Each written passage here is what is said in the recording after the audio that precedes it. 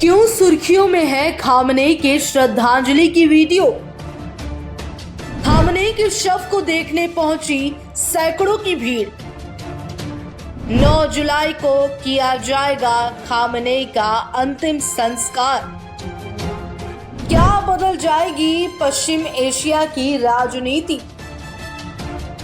4 महीने बाद पहली बार दुनिया ने देखा ईरान के सर्वोच्च नेता अली खामनेई का पार्थिव शरीर। तेहरान में अंतिम दर्शन के लिए उमड़ा जनसैलाब। हजारों लोग श्रद्धांजलि देने पहुंचे और अब 9 जुलाई को अंतिम संस्कार होगा।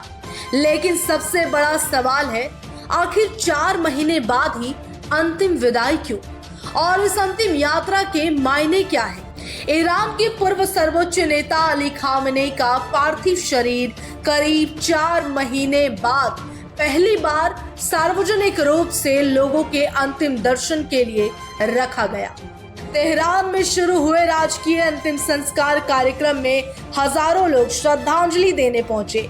ईरानी सेना, सरकार, धार्मिक नेताओं और विदेशी प्रतिनिधि मंडलों की भी बड़ी मौजूदगी देखने को मिली। रिपोर्ट्स की माने तो श्रद्धांजलि देने वालों में IRGC के वरिष्ठ अधिकारी भी शामिल रहे।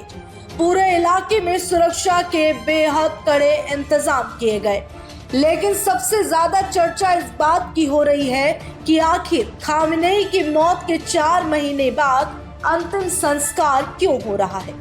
दरअसल फरवरी में अमेरिका और इजराइल के संयुक्त हमले में अली खामनेई की मौत हो गई थी।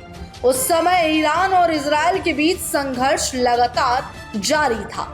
सुरक्षा हालात और युद्ध जैसी स्थिति को देखते हुए अंतिम संस्कार को टाल दिया गया था। अब हालात कुछ सामान्य होने के बाद ईरान ने 1 सप्ताह तक चलने वाले राजकीय अंतिम संस्कार का आयोजन किया है। यह अंतिम यात्रा सिर्फ तेहरान तक सीमित नहीं रहेगी। राजकीय कार्यक्रम के तहत खामनेई के पार्थिव शरीर को ईरान और इराक के कई महत्वपूर्ण धार्मिक शहरों में ले जाया जाएगा। इसके बाद 9 जुलाई को उनके जन्म स्थल मशहद में उन्हें सुपुर्दे खाक किया जाएगा। ईरानी सरकार इस अंतिम यात्रा को केवल एक धार्मिक कार्यक्रम नहीं, बल्कि राष्ट्रीय एकता और शक्ति प्रदर्शन के रूप में भी पेश कर रही है। सरकारी मीडिया का दावा है कि लाखों लोग इस अंतिम यात्रा में शामिल हो सकते हैं। कई देशों के प्रतिनिधिमंडल भी ईरान पहुंच रहे हैं। इसी बीच एक बात और चर्चा में है। खामनेई के उत्तराधिकारी और मौजूदा सर्वोच्च नेता मुश्तबा खामनेई अब तक सार्वजनिक रूप से नजर नहीं आए। मीडिया रिपोर्ट्स के मुताबिक सुरक्षा कारणों से उनके अंतिम संस्कार कार्यक्रम में सार्वजनिक रूप से शामिल होने की संभावना बेहद कम बताई जा रही है। अब पूरी दुनिया की नजर 9 जुलाई पर टिकी है।